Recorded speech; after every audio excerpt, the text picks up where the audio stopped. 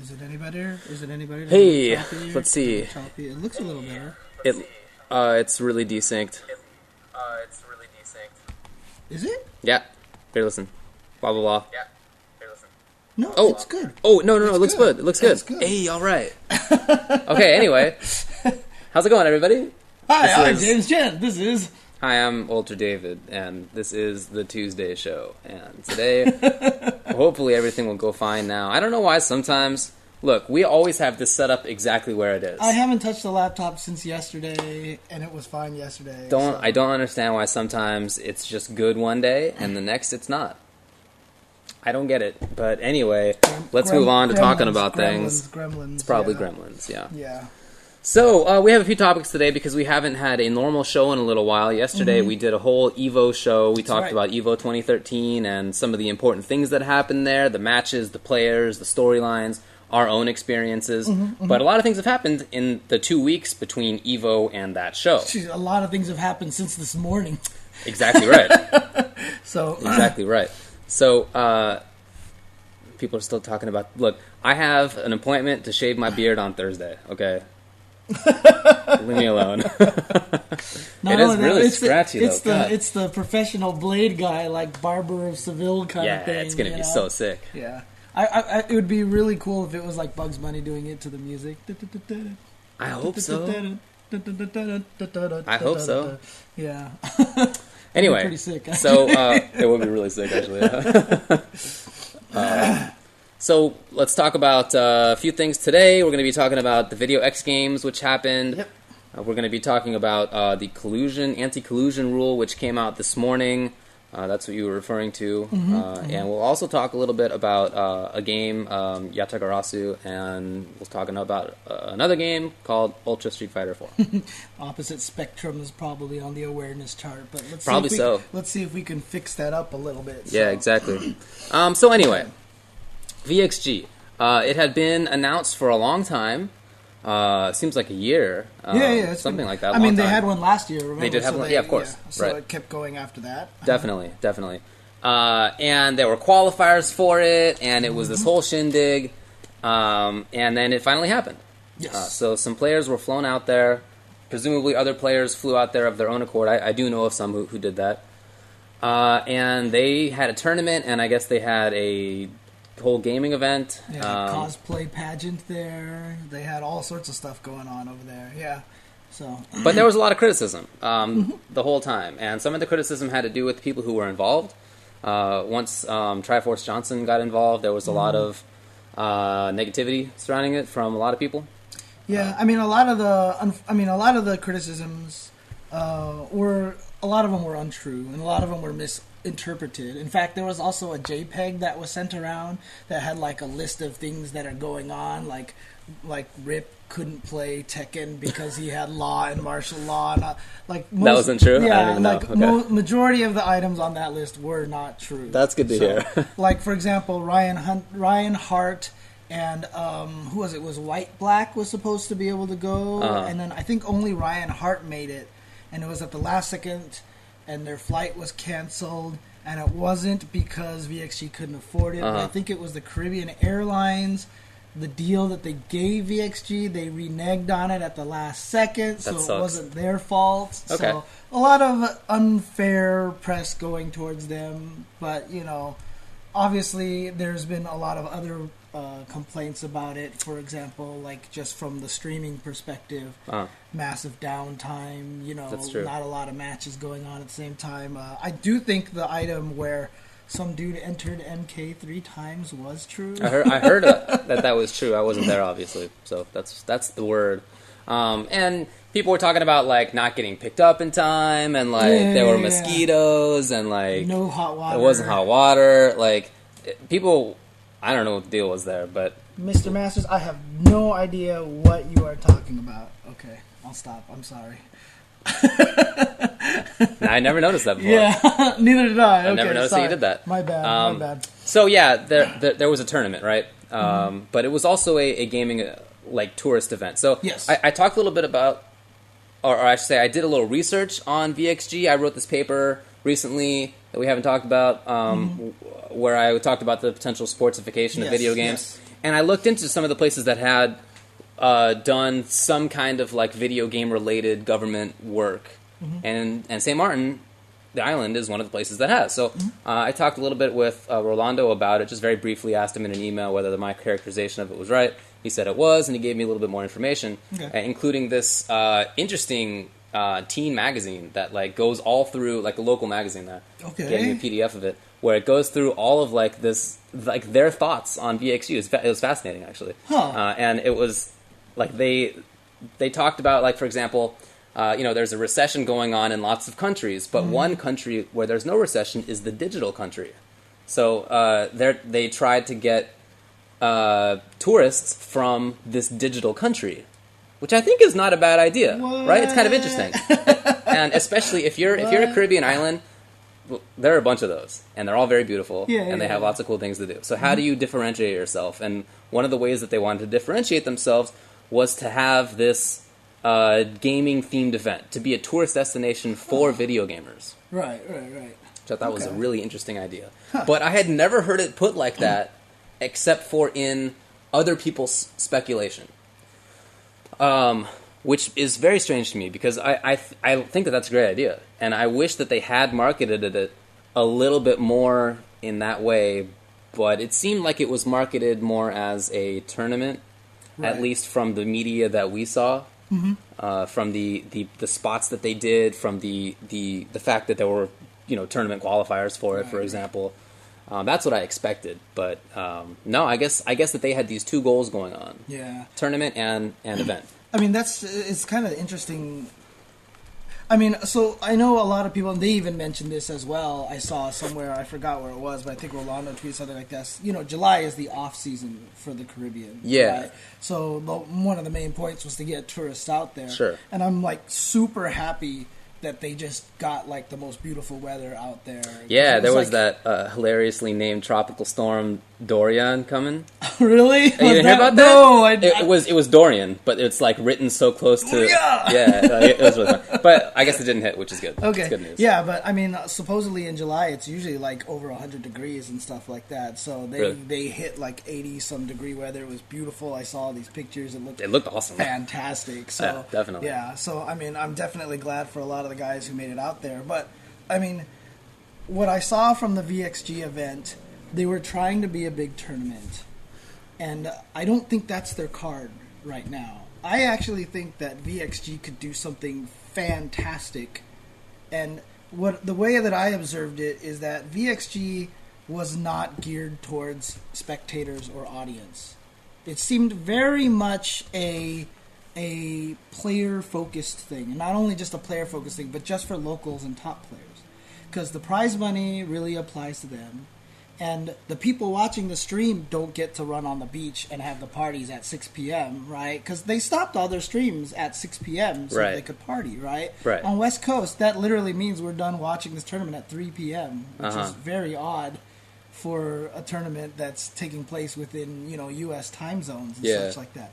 So what I feel like is that, EVO, obviously, a lot of people are going to travel to that. A lot of people are going to spend money going to EVO and stuff, right? VXG, obviously, you need a passport. There's like a few more hurdles that you have to get to get there. I feel like if they take this event and turn it into the celebratory, hey, players, come hang out, come enjoy the beach with all of your best friends and everybody that you know, and then let's just have the craziest exhibition matches possible. Like if they just did money matches and round robins and first to tens and team tournaments, I think this could be a fantastic event that, like, next year, if they focused on that, I feel like you could just get just a ton of viewers watching this, because you have all these great players. You're going to get them out there because it's the beach, right? And so I just think it's a huge potential for something awesome.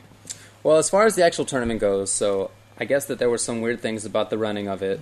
Not just that it ended early, but the brackets, the schedule was made like the day before and posted on like the back of a sheet of paper or something. Which is like a napkin or something. Yeah, it was really strange. And the fact that somebody entered multiple times and they ended up not giving the Smash tournament its $3,000 bonus because not enough people showed up. of course, the grand finals too, which were of Marvel, which were just some nonsense. But I mean, there was also a lot of downtime. Lots of downtime too. Yeah. It just so. The only thing that confuses me is what it is. What is VXG? Is it a I still don't know. Is it a tournament that is used to try to get people to come as tourists? Is it a tournament that is just supposed to be won by people? It's a tournament like a normal one, or is it this general gaming event that is supposed to get tourists? Because it seemed like it was marketed as a tournament. Big tournament. And then the tournament itself didn't seem to run that great. On the other hand, the things that were good about it were the fact that it was in St. Martin, and then everybody had a blast. If you wanted to have a blast in that kind of way, that's like the place to do it, and people did. So I don't know which one it is. Like, I feel like, people were getting mad about things like the fact that Jessica Nigri was flown out. But I think that those people were getting mad thinking that it was a regular tournament. Yeah. But if instead it was a gaming tourism kind of thing, then it makes total sense to fly her out there because she is definitely a draw. Right. But at the same time, you have people like Triforce saying that that the tournament was gonna be this great thing that was gonna go really well, and you had the tournament certainly was hyped up. There were tournament qualifiers. Yeah. So I feel like maybe they didn't necessarily do a good enough job of explaining what it was going to be, because my feelings on lots of things, including the grand finals, are totally based on what it was. If it was an event for the top players to come and have fun, then I'm totally fine with them doing whatever they wanted to in grand finals. They can goof off because that's the event. Have a good time. Yeah, Totally fine.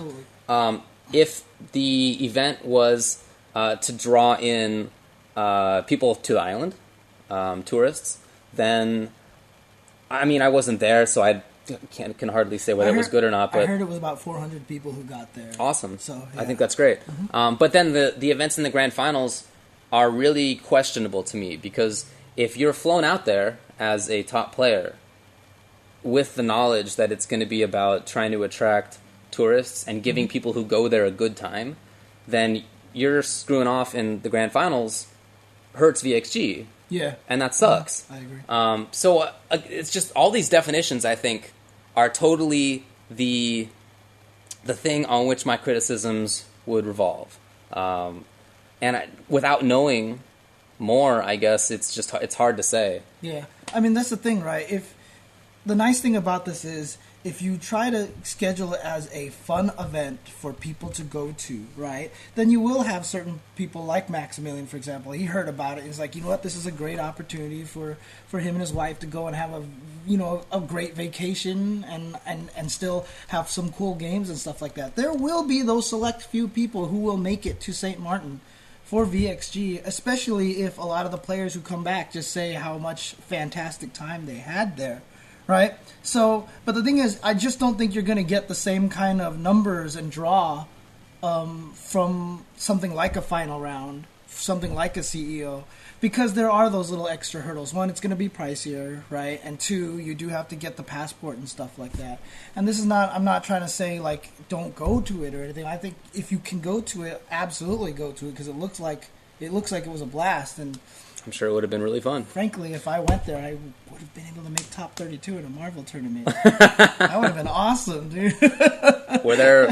Was it fewer than 32? It was 34 people. Oh, there was a slight chance. James. There was a slight chance if it was random enough and I got into the wrong place, so then I'd be done. So, yeah. So, EMP Billy Mitchell types in all caps and red letters that Rolando said it was just to boost revenue for the locals during the off-season. Like I said, that teen magazine made that clear, that was a major part of it. But at the same time, the way that VXG itself marketed the event to the fighting game community was much more as a tournament. That was my perception anyway. So, I don't know. I feel like they could have done a better job of making clear what it was. Yeah. That's all. I mean, it's funny because like some people were saying like VXG should have more. It shouldn't be right after Evo. You're not going to be able to control that because they don't get to choose the date. Really, it's specifically for the off-season time. Right. It's determined around that time. And frankly, after Evo, after Chris G, after Justin, after Flocker, after Mike Ross, and all these guys have these like stressful. Well, not Mike Ross because he got taken out early, right? But everybody else who like made it towards the end had these stressful tournaments and stuff like that. It would be awesome to send them to the beach and have and say, okay, Flocker, Chris G, play Goofy Team tournament. You know, like, you don't have to play your awesome. Main characters. And everybody would enjoy it because it was called out that way, and then we would get to see cool characters. For sure, man. I would love to see Flocker use a non-zero team, I totally agree. That would be so cool. So if they just called it that and they said, okay, we're going to run a low-tier tournament with Justin, Flocker, and blah, and see how these guys really do. I mean, I know that Chris has messed around, in fact, with Phoenix Wright in the past. Yeah. So if he were to play, like, legit, like, his Phoenix Wright team and, like, try to, like, that would be fun. If it was announced as being that. Yes, exactly. And it's the perfect time. It's right after Evo. It's on a beach. And I just feel, dude, how many people would watch that? Everybody would watch that. You would get a lot of people watching this awesome time where the players are celebrating. You get to see their personalities. You get to see them laugh while they're playing against each other and stuff like that. Yeah. I think it would be fantastic. I mean, that's my, I guess you could almost call it my message to Rolando. I mean, that's how I think it should be done. And I think it would be a fantastic event. Yeah, I feel like they didn't capitalize enough either on the fact that they're in this beautiful island of St. Martin. The people who were there, that's one thing. They had a blast, presumably. It's beautiful. I don't know how you don't. But for the people who are watching, it should be marketed to the viewers too, because you're not trying to just get the people who went this time to come back next time. You're trying to get more people to come in, right? So having positivity surrounding it and showing off the island seemed to me like they would be big draws. I mean, but on the stream, all you saw was the room. Right. You saw it indoors only, and you saw whoever was milling around inside, like a normal tournament. It looked just like anything. So I feel like they gave up that potential chance to show everybody. Like, I had to see Instagrams from, like, whatever people. Yeah, dude, some of those pictures that people were taking, I saw those pictures and I was just like, holy God, I wish I was there right now. Also, I'm going to be mad if none of the players went to... So, okay, in St. Martin, there's an airport. The airport starts, the landing strip is just past the beach. Like, here's the beach, here's the fence, and then there's the airport's like right there. Okay. So you can stand on this beach, and as big giant jets are starting off, their jets like shoot air at you, you know, and you can get blown away. It's like the funnest thing. Like wakeboards and stuff like surf. Like... Well, I mean, you're on the actual like the sand. Oh, so, like, okay, you know, okay. I mean, it's this fun thing. Like, but I didn't see anybody. I don't know, man. I feel like they gave up all these like chances to. If it's about getting tourists, I feel like they gave up chances to do that. Right, and there's a lot of gaming communities, right? They tapped into two of them right now. They tapped into the cosplay community. Obviously, Jessica Negri was a big draw there. I mean, a lot of people, obviously, who did not really know about her. And, you know, it's really... And I'm going to just say this. The chat made me embarrassed to be a human being whenever she jumped on the stream. Really? Yeah, it was bad. It was... Come on, guys. Come on, seriously. Like... But, you know, she's part of the cosplay community, which is growing very fast, right? There's the gaming community. They could even try to bring some speedrun stuff in there, maybe. You know, they could pull in a lot of different areas, not just fighting game stuff, and just make it a fun video game, you know, gathering. So, what was I going to say? I don't remember now. I hate it. I hate that. So frustrating. I thought that was just me because I'm old. Oh, I have a worse memory than most, believe me. But yeah. Yeah, I guess if I can't remember that, then... Oh, dude, like, these people are like, oh, do we need a rule now not to talk about boobs? Oh, you can talk about boobs, but come on, like, seriously, just be respectful to Jessica. I've met her in person. She's a super nice, down-to-earth person, you know. It was either two extremes, right? You either had the people who were being thirsty, and then you had the people who were being disrespectful, like, oh, she's ditzy, she doesn't know anything, get her off, you know what I mean? It's like, there's a middle ground. She's a normal human being, you know. So if, again, I'm just, I guess, confused in a lot of ways about this thing.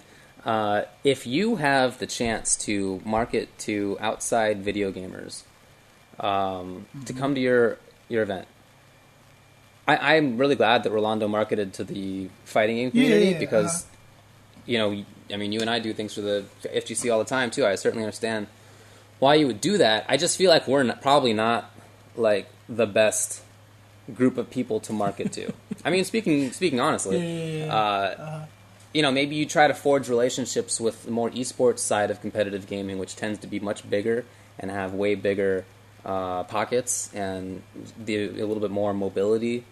And it didn't seem like they did do that, which I think is a little surprising. So again, I guess that again speaks to my lack of being sure whether it was a tournament or whether it was this tourist draw. Because if it was a tourist draw, then I feel like that, even from the get-go, focusing on the FGC was, even if it's like what you want to do, it's like not a smart business decision. But if it's a tournament, then okay, then FGC, whatever, I guess. And I guess they had shooters there too, which is fine. Where did Yipes and Persia finish? I know they got in the tape. I know they got in the top 8, but I'm wondering how. You know, Yipes has a first-person shooter background originally. Well, yeah, I mean, and he and Persia play all the time. Yeah, apparently before Evo, that's like all he was doing was playing Call of Duty. So yeah, for sure. So.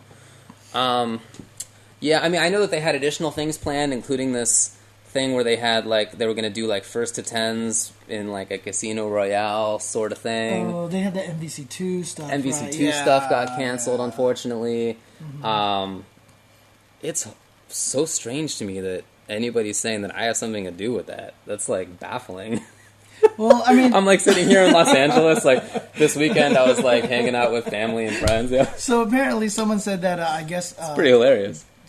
Someone said that a lawyer shut down or something like that, and so as soon as they hear lawyer, right? Oh yeah, they're gonna go after you. There's one lawyer. It could have been Neo. There's right? the lawyer. It could have been Neo. He's training to be a lawyer. Yeah, he's going to law school next year. Yeah, exactly. So, yeah, it's not like any companies have lawyers or anything.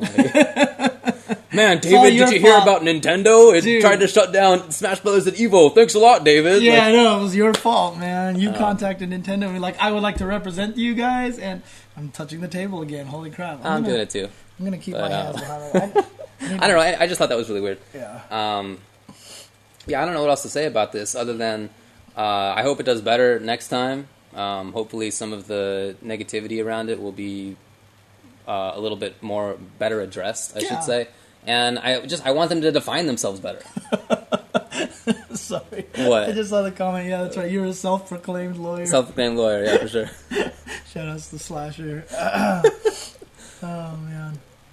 Okay, but yeah, I mean, I think I think this event has strong potential. It's a cool idea. Do some really cool things. I don't think it needs to be, especially since it's going to take place right after Evo, for the most part, because like I said, it can't really control its state. Right. Rather than trying to be another Evo 2 weeks after Evo. I mean, some people were making the best comment, which was, you know, Evo can be Super Bowl and then VXG can be Pro Bowl. That's you know, kind of cool, like actually, they just have a good time, and you get to see the All-Stars, and you get to, like I said, you get to see their personalities more and stuff like that. And, you know, while a lot of people are saying, like, who wants to see this person's personality because they don't have any. I mean, a lot of these guys are a lot funnier than you think when they're all just hanging out and chilling. You know what I mean? Like at CEO when we're all hanging around the pool and stuff like that. You get to see a lot of personalities and stuff like that. So yeah, definitely. Yep. I don't really know what else to say. Yeah, nah. We can move on to other topics, but we can take a break before we get there. Why don't we do that? All right, guys. We'll be right back.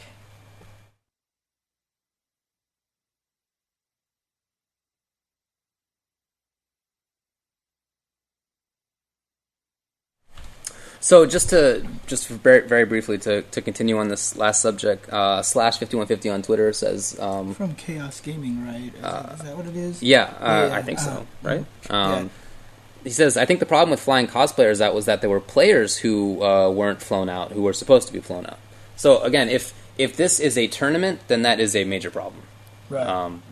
On the other hand, if it's a gaming-related tourist event, then it still sucks that they weren't flown out. Don't get me wrong, but it makes more of a business sense to fly out the cosplayer who will give you more views, who will get more eyeballs interested in your event. Right. That's what it's about. So you just anyway. If you fly Jessica Negri or a Vampy Bit Me, for example, out to it, and they tweet out to their followers, hey, we're going to VXG, that's like another 50,000 people that weren't going to read it than if you flew out, fighting game player number 29, right? So, yeah, it just makes a lot more business sense to do that, especially if it's billed as a fun event. So yeah. Zibal says, I seem to be defending things that I would otherwise be against because tourism. I'm just trying to put myself in their position. I'd rather run a tournament than an event like that. But this is a Caribbean island whose economy depends on tourism, so that's what they're thinking about. Right. Or that's what I would think that they're thinking about. So I'm just trying to put myself in their mindset. Yeah, absolutely. But anyway, so let's talk about the news that happened today, in part because of the grand finals at VXG in Marvel. Well, let's talk about what happened there. I don't know if you saw the matches. I only saw a bit of a replay. That's all. Okay, so you saw more than I did. Okay, fine. Go ahead and describe it a little bit. It was Flocker and Chris G, and in grand finals they kind of screwed around. Flocker played a Trish team. He was like doing stuff that was real. Chris played Phoenix Wright, and even if he does mess with that character sometimes, that character is ass, and everybody knows it. So if you're not like a dedicated Phoenix Wright, or if it's not like a counter pick or something, intelligent people can be like, well, that's probably because you're screwing around. Right. I don't even think that requires much of a leap on anybody's part. Like, you're probably screwing around. Right. So, everybody was mad who was watching, predictably. I would have been too if I had been watching live. And, it's not the first time, of course, that there's been this kind of fake match that's happened. Texas Showdown Grand Finals were another example. But that's not even the only one either. There are, Fnatic throwing matches and whatever else. There's more than a few examples at this point of that happening, and it's been really annoying for everybody. It's annoying as a commentator to be expected to treat a match seriously that even the players aren't treating seriously. It's annoying as somebody who played in the tournament because you're mad that the dudes who beat you couldn't even give you the respect to like play it out for real. Right. If you're a viewer, you're mad because you don't have as fun a time. If you're a sponsor, you're mad because the players are kind of not taking you seriously and your money seriously. I'm sure Hans, as the streamer, was angry about it. And there was also a message that I retweeted out from the guy who runs the ARC tournaments, the Arkansas tournaments. And he says, like, he busts his ass, to run those tournaments. He said he put himself into a profit, he just put himself in the red just to make sure all the tournaments had pop bonuses and stuff like that. And he did all this stuff. And he says if he was a tournament organizer and he put all this effort in there and then the players disrespected the tournament like that, he'd be really upset. So, it is. Yeah, absolutely, everyone's right. They're not getting paid to play in the tournament, right? If they can do whatever they want with the money. They can play whoever they want, blah, blah, blah. All that stuff, yes, that's true. But there's just this respect, and understanding that you just don't... come on, it's Christian Flocker. How many of us wanted to see that happen at EVO, right? And just like, you could have set up this potentially really awesome match of high-level play, and, it just didn't happen, and it's just really sad, Yeah, I agree. And I know that... good sportsmanship, yeah. Yeah, sportsmanship is a... maybe kind of involved there. We haven't really developed that in fighting in community, like some fightsmanship. I don't even know whatever. Okay, fair enough. But I don't know. That's like the least of my concerns. I think the other things are real. Is that people get mad about it, and I feel like they have not unreasonable right to get mad about it. So, with that in mind, the rule was announced today that let's see. I'll just read this thing. Collusion of any kind with your competitors is considered cheating. If the tournament director determines that any competitor is colluding to manipulate the results or intentionally underperforming, the collaborating players may be immediately disqualified. This determination is to be made at the sole discretion of the tournament director. Anyone disqualified in this manner forfeits all rights to any titles or prizes they might have otherwise earned for that tournament. That's been the EVO rule for a while. But now, more tournaments and more tournament organizers are going along with it. So not just the EVO Championship Series, which includes everybody on the road to EVO, which includes a handful of tournaments, but also Big E's stuff, Northeast Championships, Summer Jam, Winter Brawl, Canada Cup, CEO, Civil War, ECT, Fall Classic, Final Round, Level Ups, Wednesday Night Fights, and the Run Back, as well as SoCal Regionals, MTLSF, Northwest Majors, Shadowloo Showdown, NorCal Regionals, Toryukin, Canadian East Coast Championships, Treta Championship, UFGT, Arms House stuff in the UK. So that's a lot of different groups of people. Yeah. Coming together. And on top of that, Shoryuken and Event Hubs will only cover events that include this rule and that enforce the rule, if it ever comes up. Yeah. So that's the big news of the day. You know, I was actually surprised by the reaction. I thought this would be a majority positive kind of thing. You know, I didn't expect that there were a lot of people that would get angry at this announcement, because I think it's fantastic, to be honest with you. I think it's about time that everybody kind of took the stand in this situation. And you know what the problem with it is? It's like the reason why I'm okay with it is because this is a rule that everybody should have had all along. And everyone keeps saying, like, oh, you're giving power to Evo Illumina. This has really nothing to do with Evo. This is everybody combining together to make sure that we have good events, right? It doesn't say anything about, like, in order to be on the road to Evo, you must have... No, it's literally everybody together saying this is what we want to have happen, because we don't want to have bad grand finals. We don't want to have this kind of situation happen. And in my point of view is that this is a rule that should be there in the first place. So, if no one does any sort of colluding and sandbags or plays joke teams or doesn't try hard in grand finals, none of this applies. This rule doesn't even have to exist, right? And what tournament isn't going to want to enforce this rule? What tournament is going to be okay with standing for the right to have their grand finals suck? I mean, honestly, the way I kind of see it is like, you know, the kid a long time ago who went to Singapore, I think it was, and spray painted and got caned. And, like, everybody got mad about that. It was, like, Michael something. Yeah, it was, like, human cruelty, blah, blah, blah, you know? The thing about it is I can tell you that the number of Americans who have gone to Singapore to spray paint there since then is zero, right? I guess. I don't know. I'm not sure if I like this example. But I mean, the whole thing is, like, you could make the worst punishment in the world. If nobody commits the crime, you're not going to get punished. And this is not even, like, a crime. This is not even, like, some crazy, steadfast rule, like, you have to bring your own joystick, and if it has more than 8 buttons, you're banned. You know, it's not like some crazy thing. It's literally just play your hardest. And what is it about that rule that, you know, is going to make people angry? You know, I don't understand. Like, everyone should be playing their hardest all the time. So, like I said, I don't like fake matches for the most part. I don't like them at majors, certainly. I think it's disrespectful to, like, everybody else. Mm-hmm. And that sucks. And I'm totally cool with having a rule to limit that, to prevent that. Okay. I don't know if that by itself is what people are mad about. I think people are mad about maybe the potential for issues. Mm-hmm. Right. Okay. So if you have a secret character up your sleeve that everybody else thinks is a joke, and you pick that character in grand finals, since it's a subjective decision, I mean, it even says it's at the discretion of the tournament organizer.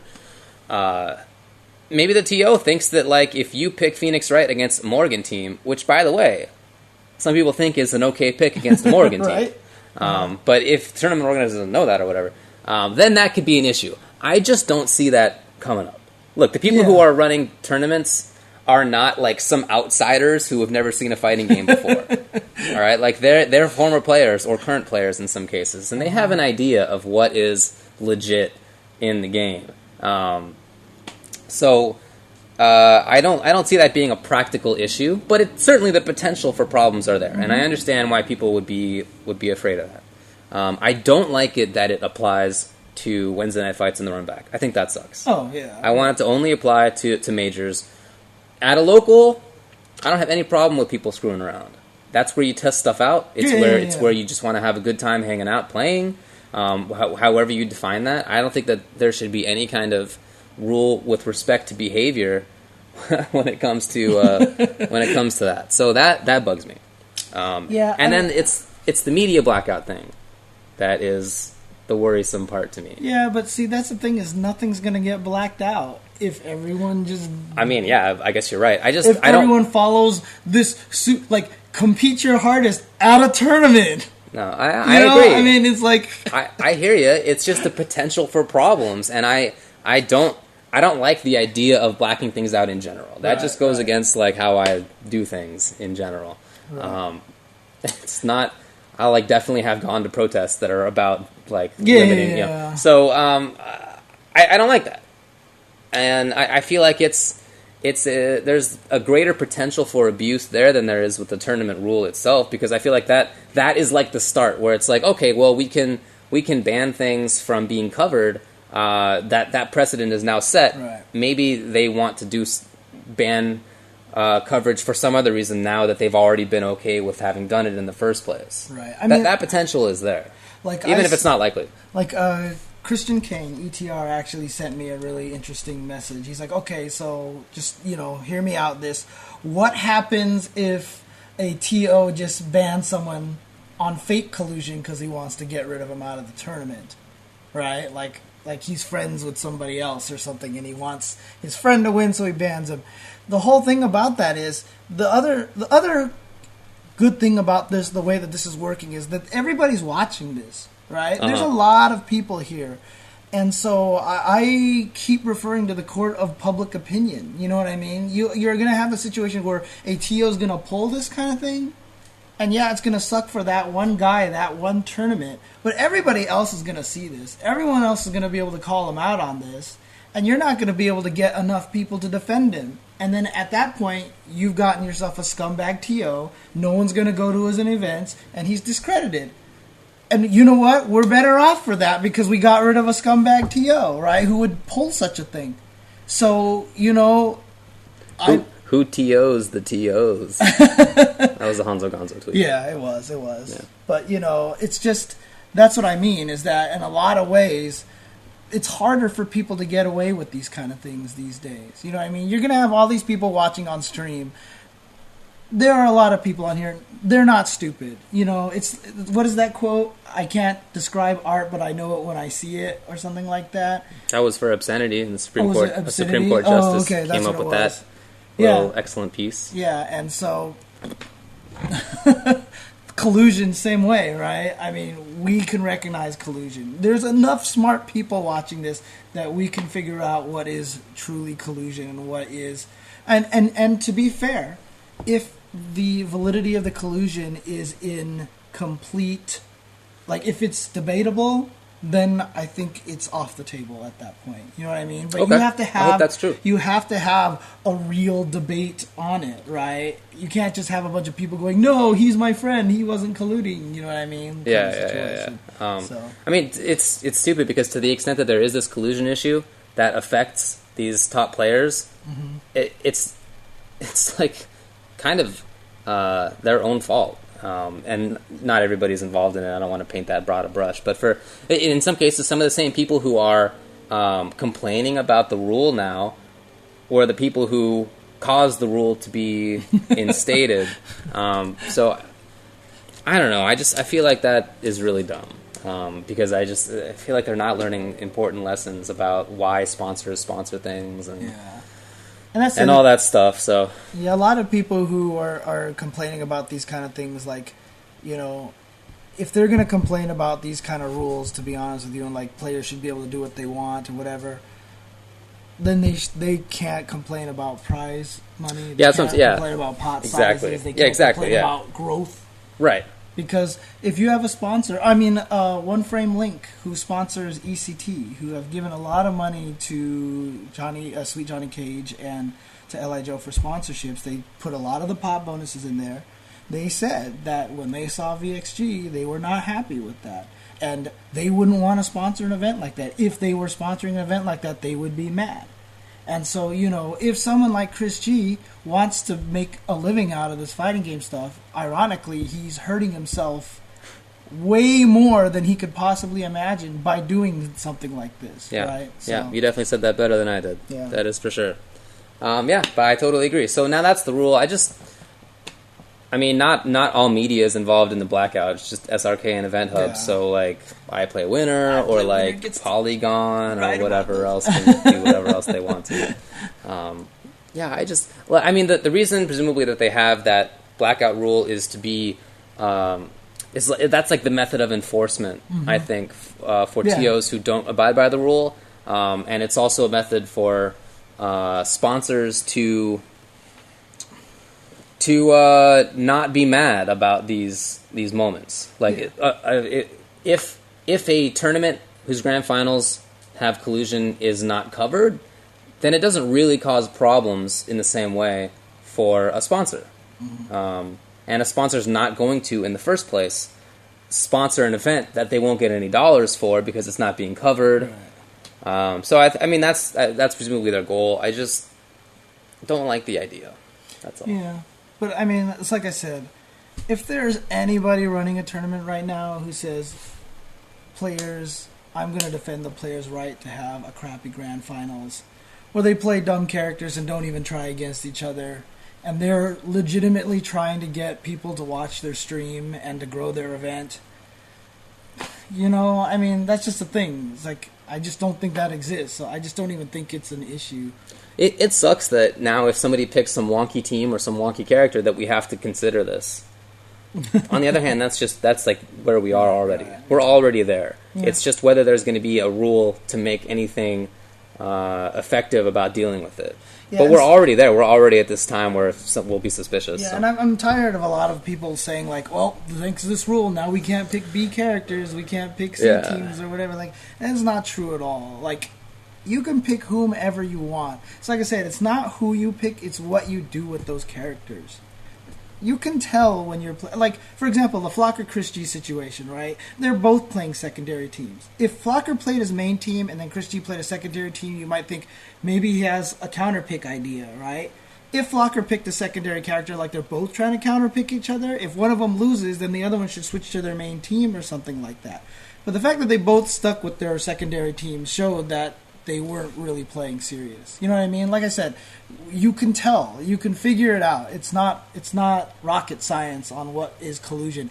And if two people can collude so well enough that we can't tell, more power to them. Yeah, I mean, as far as because as long as we're entertained, who cares, right? So. Yeah, I mean, it's not just entertainment; it's being respectful to players. Right. Play. There's a lot of other stuff too. But yeah, for the pot split thing, that's not even the issue. Pot split, I don't think is the issue. Pot splitting happens. It will happen. A lot of too many tournaments have tried too many different ways to dissuade them from that, and they haven't been successful. Whether there are physical prizes or whether the payouts are very heavily slanted toward first place, or whether they're much more spread out, it just hasn't seemed like you've been able to stop it. And hey, I mean, I did it when I was competing. I pot split a few times. I never threw a match. I never intentionally underperformed or fixed anything like that because I never even conceived of it as far as I can recall. Like, I'm there to beat you.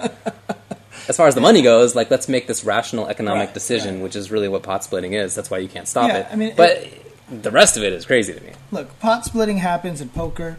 It happens in Magic the Gathering tournaments. It happens everywhere. Yeah. So it's just like, whatever. I mean, it's literally a rational economic decision. Right. The reason that you don't pot split is if you're so ingrained with the idea of sportsmanship. I feel like that's the only reason, which is not necessarily a rational economic idea.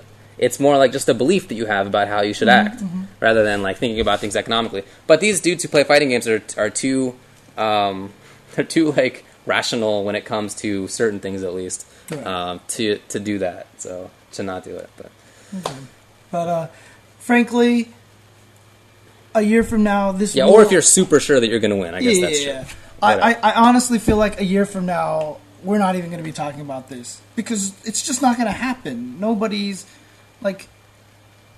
And if people give us crappy grand finals and they get their prize money revoked, everyone's going to be happy about it, right? So I just don't even think it's going to be an issue. Well, what do you think about people who say that this is potentially the start of a more rigid organizing structure? Yeah, a lot of people have mentioned that. I mean, I think we have to be very careful about that and try not to do that, because I think I mentioned on Twitter, once you go the governing body route, it's really hard to go back, right? It's almost impossible. So we need to stay away from that as possible. And the reason why I don't believe that this is the start of a governing body kind of thing is, so if you look at the people involved in this, I mean, let's not even beat around the bush. There's a history of factions in this fighting game community. Yep. And every single one of them have joined together in this. That's true. That's a good way to look at it. Right? And these are factions who sometimes don't like each other. Oh, yeah, definitely. But they're all agreeing to this one thing. And if you think all these people, just because they've agreed to one thing, now suddenly can work together, hand in hand, arm in arm, you've got another thing coming. So there is no governing body coming up right now. That's all I'm going to say. So. Okay, I guess that's true. Yep. Yeah, I mean, I don't want a governing body. I think I've said that before. Yeah. But I think you're right that it's really unlikely that this group of people would accede to that very easily. So. Yeah, I mean, even Tom Cannon himself. I know he doesn't want. He doesn't want a governing body either. So you know. Yeah.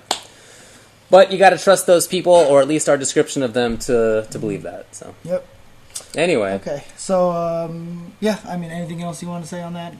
I don't think so. Okay, so we'll be back with a couple of extra last things, and then. Okay. How about this? /5150 says, what if Wednesday Night Fights or the Run Back became a Road to Evo qualifier again? Then do you think that the collusion rules, should be in place? No, I still don't think so.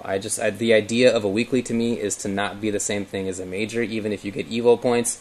If you want to screw that up, that's fine for yourself. But I want there to be a place where people can play in a competitive environment where they don't have to take it as seriously, and I think that's the weekly. I think that's the local. And let's face it, when you're at a local, dude, if it's like the fourth week in a row of online Tony and Hugo 101, dude, they can pick whoever the hell they want. At that point, if they sandbag, they are perfectly welcome to, because those guys play each other all the time. And it literally happened that they played each other in grand finals like 5 to 6 weeks in a row at Wednesday Night Fights at one point in time. So they can do whatever they want. So yeah, I agree. At a weekly, I don't think it's as necessary. But obviously, groups like Level Up, like Team Spooky, probably want to maintain the integrity of their events as well. But, at a weekly event, if we're commentating, if someone else is commenting, I'm sure that they can explain to the audience what's going on. You know what I mean? So, was Chris G banned from a local tournament?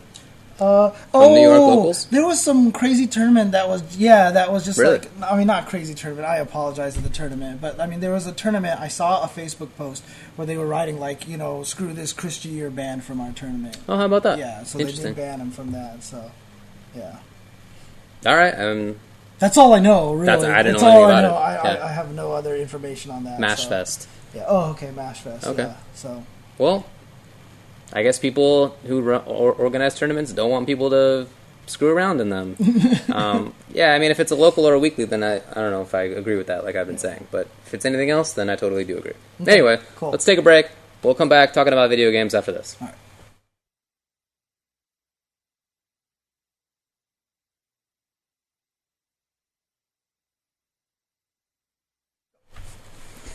So, what's going on, James? We have been talking about other stuff that isn't actually video games for the last little while. Yeah. 45 minutes, an hour. Let's go back to the actual video game side of things. Yes, sure, no problem.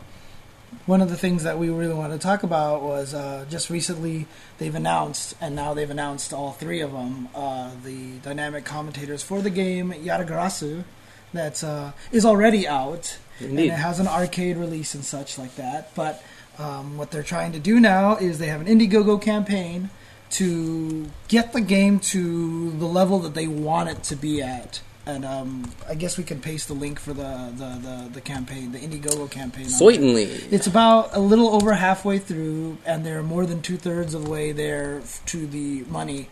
But Yatagarasu is an independent developed fighting game created by 3 people who were originally part of, I think, either Capcom or SNK or something like that. They all have fighting game backgrounds. They've all made fighting games before. They've band themselves together to make this game, Yatagarasu.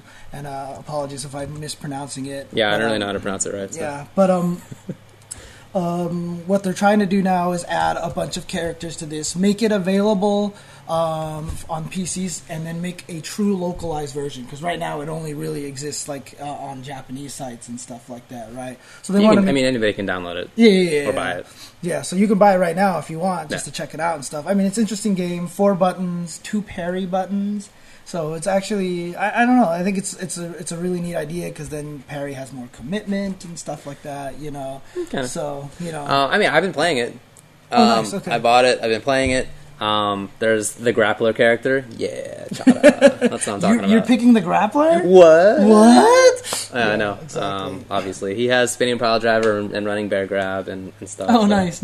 Yeah, I mean, you can see it. There's a lot of homages to like other games and such. You know, you could feel it within the game.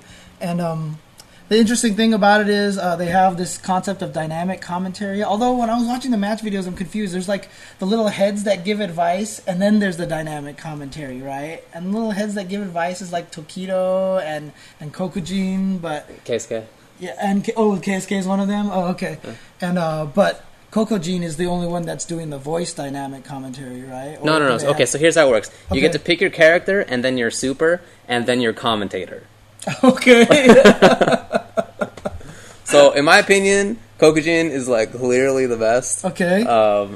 But that's because I don't know anything in Japanese. I don't know anything about the language. All I hear is him going, no. You know, yeah, exactly. It's saying, so awesome. It's like really fun. So, it's cool. And so what happens when 2 people pick different commentators, or does only one of them get to pick the commentator? They both get to pick commentator, and when you do stuff, the commentator is like commentating for you. It's not constant, but yeah. So like when one person's character does something cool, it's that commentator. Yeah, exactly. That's so sick. And they even have at least like some limited banter with each other. Like I said, I don't understand Japanese, but if you pick Kokujin, if you pick Tokido and the other person picks Kokujin says something that like has the word Tokido in it. So like, I don't know what he's saying. That's awesome. Yeah. I mean, a lot of people are asking, shouldn't I know this stuff? But I mean, they haven't contacted us about a lot of the details and such like that. So I just know that they've got me, David, and Maximilian as the dynamic commentators to go for that. And I'm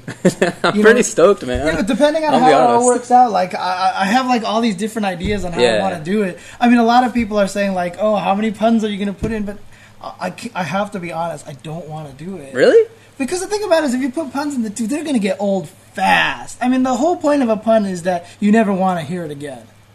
That's like the whole goal of a pun, is that it needs to be so bad you never want to hear it again. But if it's repeated over and over and over again, it'll be painful. Very painful. Yeah, probably. So I kind of, like, if I do make puns, like, I have, like, some ideas for some really subtle puns. Okay. Like, do you want me to just give an example? I don't know if we should spoil the secret, man. Okay, fair enough. It's too good. Yeah. It's too juicy. But, I'm excited for it. I can't wait to find out more details about it and how it's all going to work and stuff like that. So, should be a lot of fun. Yeah, I've definitely been thinking about what I'm going to do, too. And, I mean, without having direction from them about what to do, like, I can only surmise. Mm-hmm. So, I don't really know. Yeah, but we'll see. Definitely check out the Indiegogo page. They're close to making it there, so hopefully we can get them all the way funded. And it's not, it's 68,000 I think is the total, which is relatively low considering. So 68. They're currently at 46,536. Yeah, with 12 days left. So let's get in there and try to get it up. Let's try to get it all funded, so I think that'll be cool. So I'm just putting stuff in chat. This is the link to Indiegogo. Yeah, right now I don't think that there's going to be a 360 or PS3 release. I think it's only going to be Steam, isn't it? Or is there going to be more than that? I don't know. Okay, I think it's just PC. I think it's only PC right now. So but no, I'm stoked for that. I hope that'll be. I mean, I'm sure it'll be fun to do, but it's not going to happen, I guess, unless they reach 68,000. So, and less than 2 weeks. So get on we'll probably try to do an episode either next week or maybe even the week after that. I mean, there's only 12 days left, so probably maybe next week. Yeah. So to actually try to show you guys some of the stuff in there. Yeah. And it'll be kind of cool because we'll kind of be learning at the same time. Yeah. I watched a few of the match videos and I'm trying to decide who I want to pick.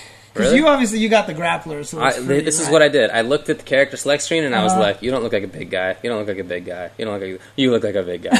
Yeah. Yep. Yeah. So and I looked at his super and it had a couple of these in there. I was like, "Yes." You're like, done. All right, free. Okay. Yep. But anyway, we will tweet out the links to both where you can get it now. It's currently for purchase, the current version of it. And also the link to the Indiegogo campaign. And some people are asking about Yatagarasu and GGPO. Go to the site. I believe they mentioned GGPO on there. You're right. If they can get to a stretch goal of 73,000, they will put GGPO into the game. That's awesome. So just 5,000 more over than their original goal, and they will get GGPO in there. So that's really cool. That is really cool. Again, we'll tweet out those links later. Yeah. And of course, that's not 73K on top of the 68. That's the 5,000 on top of 68. 273 will get GGPO in there. Yeah, the better netcode is what GGPO is. Yeah, GGPO is the better netcode designed by Tony Cannon himself. So that's not the only actual video game related news. Before we talk about Ultra Street Fighter 4, I just want to mention that Martian Manhunter is now out in Injustice. You can download him. He's a DLC character. I had a chance to do that this morning because he's been out. And I messed around with him a little bit. He has some interesting gameplay mechanics in there. His trait is that he gets longer arms. And when he has punch normals involved, punch special moves even too, his arms get significantly longer. His range. It is pretty cool. Yeah. And the cooldown isn't too long on it either. So it's pretty nifty. But you got to be smart with it. He has fireballs that like go on certain parts of the screen. It's like Jin Fireball in Cross Tekken. You just put him in a spot. He has kind of like rockets, like Lex has, sort of. He has mostly long range options. His mix ups don't seem that great. I think he has like one string into a low, and that's like -10 or something like that. So it's not. He's not really that kind of character. He's more of like a zoning. That's what it seems. Cool, that's cool. And then that patch did not come with any balance changes. Right. I saw Hector tweet that out. Yeah. We should probably also mention Divekick was greenlit on Steam. That's right. Yeah. Divekick is on Steam now. And then or it will be on Steam. Yeah, it will be on Steam. Later this month it's coming out. Yeah, so that's really cool. Divekick is going to be on sale for $10, I believe. Is it 10? Okay. Yeah, it's $10. So, so that's going to be really cool. So check that out. Now you can get it on the PC if you don't have a PS3 or a Vita. Of course, if you buy it on PS3 or Vita for $10, you get the other copy for free. That's right. Yeah, that's pretty nifty. You get it for both of them. Also, that one independent fighting game, the one from China, Shendo Zhuang, I think is. They just announced that. I think Benimaru and Terry. I saw that on SRK and didn't really understand because I had heard about that game, but does it have the rights to do that? Yeah, SNK is actually cooperating with them, I think. Yeah, so it's basically the League of Legends of fighting games, which is going to be interesting because it's free to play. Characters are rotating, but I've also heard you can buy power ups, so like fireballs will do 2 hits and stuff like that. So it might actually be kind of a pay to be better kind of game. I'm not sure, but I watch videos of like Li Joe and PR Rog and all these guys playing it. Apparently the netcode is pretty good, and it just looks like a very inspired by KOF. Yeah. So. Okay. Yeah, it's called King of Combat in America. I mean, that's what a lot of people call it's owned by the same company that owns Riot by Tencent. Oh, interesting. I didn't know that. That's interesting. Okay. That's interesting. Gotcha. I think the literal translation is like the king of like fancy, like stylish, like fighting display or something. Really? Like that. Yeah, oh man, Chinese is so awesome. So anyway, you want to take a break before we talk about Street Fighter 4, and we'll just carry that out until 10? Sure. Why not? We got 20 minutes left. So. We got to make those esports plays. I know, man. Yeah, we'll make about $100 here, and then we'll see you in just a bit. Yeah.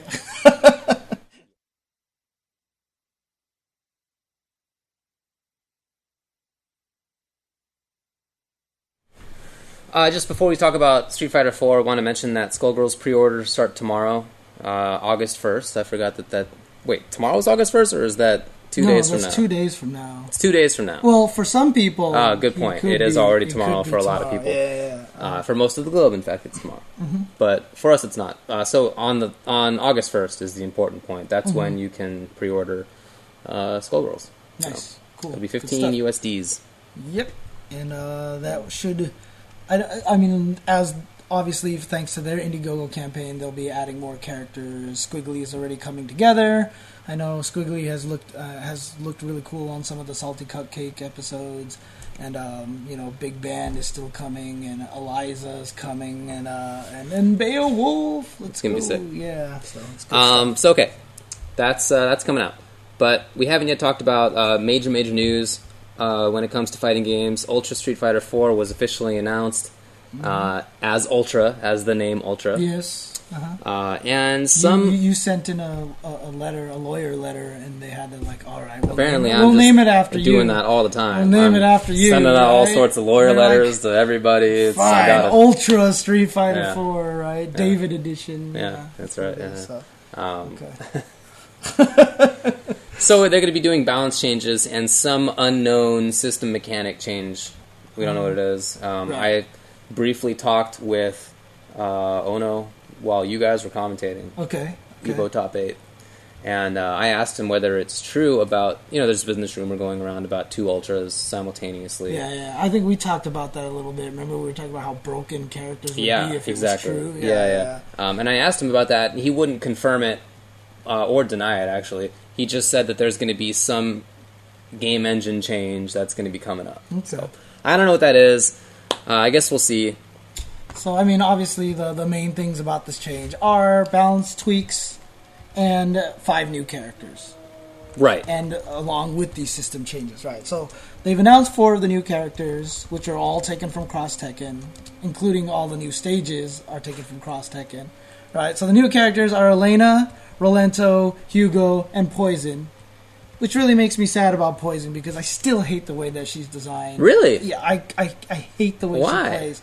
Because, in Final Fight, she was the fast character who jumped all around the screen and sprung all over the place and had these high jumps, and now she has a fireball and a Rekaken. I mean, I heard it's kind of based off of the Final Fight Revenge one, but come on. Why would you even acknowledge that game exists, right? I mean, seriously, she should be jumping around all over the place and being fast and being crazy and stuff, and... Are you the guy? Respect the lore. Are you the guy who's mad that Birdie is a big, thick black guy with a hole in his hair? Yes. Very angry about that. He's a grappler and such. That bothers you? I mean, he could have been a grappler, but he didn't have to be because he didn't look anything like that in Street Fighter 1. I don't care. Respect the lore.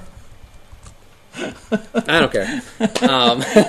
But yes, those are the 4 new characters. Those are the 4, and then the 5th one is some character that has not been in a fighting game. I think they said fighting game, didn't they? Is it fighting game? I think so. I'll probably get corrected. No. We'll see. What is it, chat? But that's what I thought. Let's be honest here, right? They're recycling 4 characters. They're recycling stages. All the signs point to Asura from Asura's Wrath, or Asura, however you want to pronounce it, right? So, but he was denied. Yeah, they said it wasn't. Yeah, they said it wasn't him. Ono explicitly denied him and Fat Mega Man, right? Which doesn't make any sense, because Fat Mega Man was in a fighting game, so obviously it wasn't going to be him, right? So now, I don't know, who's left? Some new character, I guess. I don't know. I'm going to give you my theory. Okay, what do you got? Because I'm guessing it's all recycled material, right? That's probably right. Right. So we already have Ryu and Evil Ryu, and we have Akuma and Oni. Okay, I see. I think I see where you might be going. There's got to be a new Gouken. I thought you were going with Violent Ken. No, okay. Oh yeah, Violent Ken. It's either going to be Violent Ken, but he's been in a fighting game. I guess that's true. Yeah, he has. Not in a SNK. Right, so Violent Ken has... I still think it's the dumbest name. It's so stupid. But yeah, I think they're good. My guess is they're going to make, evil Gouken, he's going to all be glowing and the beads are going to be floating over his head or something like that. If they made him into a grappler character, because Gouken is, almost the grappler Shoto already, I'd be happy. That'd be kind of interesting if they did that, actually, a grappler Shoto, so... Yeah. But yeah, I'm looking for Raging Goken or whatever. Raging Goken. Yeah. That would bother me. Would really bug me. But I could believe it. No, I think that what they'll do is recycle some design that they had previously already worked on. Not necessarily like built a character model for, but some design from like Street Fighter earlier years or earlier games or something like that was discarded, and that they'll just use that. Zubaz. Yeah, something like that. Yeah. No, you know what? I'm actually really sad when they said that they've never been in a Street Fighter or a fighting game before. Because, dude, if they put in, like, Geki from Street Fighter 1, that would be so awesome. The ninja throwing stars. Or who was it? Retsu. Retsu's the other guy. Or Lee. Come on. Lee and Retsu are, like the most crapped-on characters ever. Don't they both have, like, the same character, but in Street Fighter 4 now? Or in Street Fighter 3? Not really. No? Wasn't Lee, like, the guy who taught, like, Yan and Yang or something? Yeah, but it's not. I don't think it was, like, yeah. And Street Fighter trivia time. Okay, Joe, I'm gonna lose. Go on. Joe from Street Fighter 1, you know, the other guy from America with Mike, who people have canonically just changed to Mike Bison, right? Because he was boxer. Joe was actually supposed to be in Alpha 3, and he was supposed to be the prisoner, and they changed him to Cody. Really? Afterwards, it was supposed to be Joe. Why'd they do that? I just thought that they probably thought Cody had more recognition and a little bit more, you know, draw power than Joe. I mean, that's why Cody's always associated, like, even in Street Fighter 4, the intro, when he busts through the wall, it's the Street Fighter 1 wall, right? I think it's like some subtle inside joke for them. Even in Cody's background, I think the Street Fighter 1 wall that gets busted through in the original Street Fighter 1 is there, so, you know. It was supposed to be Joe. It was supposed to be Joe. So as far as the Doc Holliday's right. As far as the actual balancing of this thing goes, which is the main concern in my opinion anyway. Respect the lore. Lots of preliminary stuff has come out. Things about individual characters they've kind of teased. Mm-hmm. I had a long conversation on Twitter yesterday with Dog Tannian about Fuerte and how he's currently in the current build able to combo a stand medium punch or crouching medium kick into the Q bomb, quesadilla bomb, which is I guess nice for that character. Things like Rose does more damage, like Faye, Rekka's have shorter range. Yeah. Zangief EX Greenhand knocks down, but his jab SPD has a little bit less range.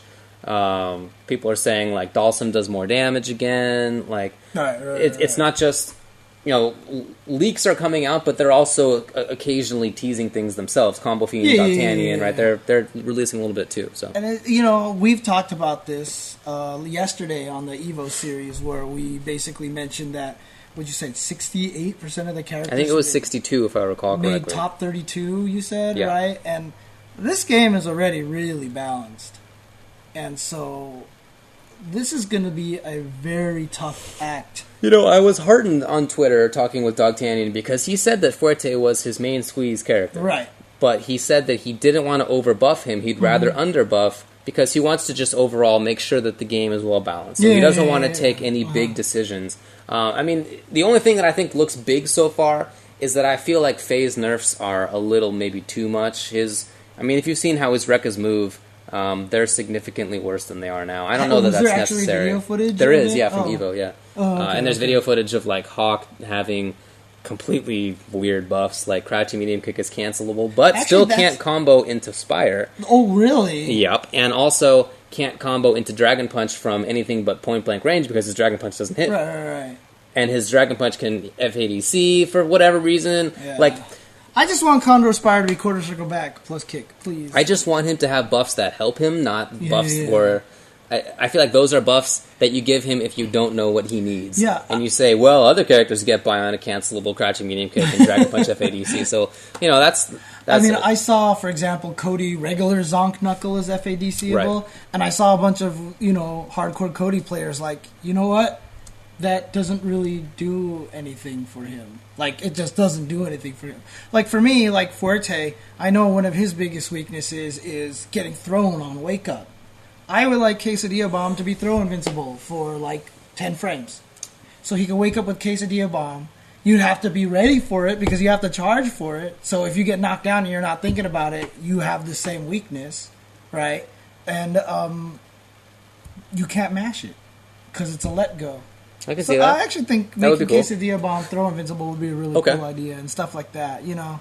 So hopefully they'll keep. I mean, who are we to talk anyway? When we saw the first 2012 changes, we're like, "Oh, throw spaghetti on the wall. This is like." I still think that they did that. Yeah, and they got lucky. Yeah, well, I mean, when they made changes that were weird, they did help and weaken the characters who I think needed to be helped and weakened, more or less. Not exactly in there, but some of them were a little bit too much, like with Yang. But they were mostly like that. So even if they weren't big deals, they help on the margins. Right. And so I think that'll happen again. I just hope that they don't overbuff or overnerf. But, you know, I want things that would really help every character, and I don't think that the stuff like T-Hawk, I don't think that really help. Low forward and Aspire, because I mean, I know like standing strong in Aspire combos, right? If low forward in Aspire doesn't combo, that just seems kind of weird to me. I mean, it'll help him get in a little bit, but it's not going to be tremendous. You know what I mean? So I don't know. Yeah, I mean, it'll help a little bit. Maybe he'll be able to do like, you know, jab, jab, jab, crouching medium kick into Spire to get a little bit closer. Now you can do that already with stand short. But I guess the opponent isn't in block stun or hit stun for long enough, whatever. I mean, that's just not... It does help. It's another one of the things where those two buffs would help the character. Right, but would they address his needs? I don't really think they do. Right. And also... oh, gosh, I completely forgot what I was going to say. So no, yeah, never mind. No worries about it. But... the one thing I will say, I do believe... You know what? I'm not going to mention it until I actually check to make sure. Because I remember they said they were changing, like, Oni Akuma's Ultra Motion or something like that. One of his Ultra Motions. Oh, I don't remember that. Yeah, because the funny thing is, I think Oni's the character with two Ultra Motions that kind of overlap each other. He's, like, the only character that has two Ultra Motions that overlap each other. And if that's the case... that gives a lot of credence to the two ultras at once. Yeah, I guess you're right. It does. Right. So that was my theory, but I can't remember now if that was the actual change. If I remember seeing that actual change there, so I don't wanna. You're gonna look up. I'm gonna look up Oni's. I don't remember what his motions are, honestly. But I still think that unless they drastically change how ultras work, like if they're way less damage or whatever, it is like that. Oh yeah, it is. Yeah. Quarter circle plus punches or half circles plus punches. Yeah. Yeah, I hope that they would change the ultra system in some other way to make up for the fact that characters who have two ultras that complement each other really, really well will have this pretty significant buff. Yeah, especially if they have it so that it's like anytime Zangief gets near you. And he has an ultra. Now it's just a guessing game. Hakan. Yeah, same guessing, thing. Yeah, it's going to be kind of crazy. Let's see. Protomouse says they took away Akuma's Ultra 1 option select. Yeah, I heard via just tweets that... I heard it was only off a low roundhouse, right? Yes, that he can't cancel sweep into Ultra 1, which is a very smart and well-targeted change, in my opinion. Yeah. And that I thought the other one was very smart, too, which is that you can't... or that...